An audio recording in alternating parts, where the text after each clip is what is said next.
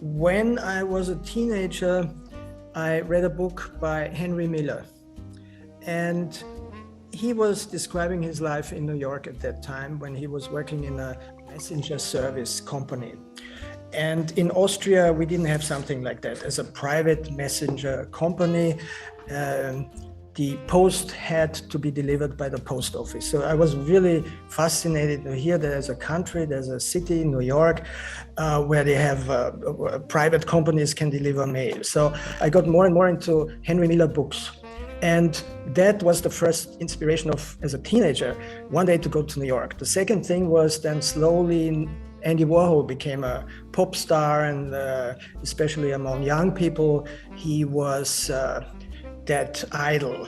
So that enforced originally Henry Miller, then came Andy Warhol, and that was put in my brain already. So I was set to go there. Now I come in Vienna from a literary background, not from the visual arts.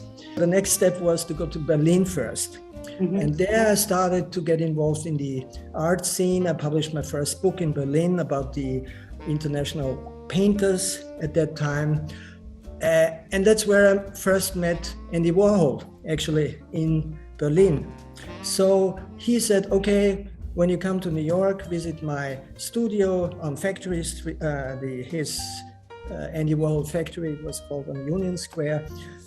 And half a year later, I actually took my suitcase and broke off everything in Europe and said, this is the trial, this is the chance. And that's how I got to New York, just basically with a suitcase. That was 1983. And I always say, why was New York so important then? Because there was no internet. The airplanes were very expensive at that time.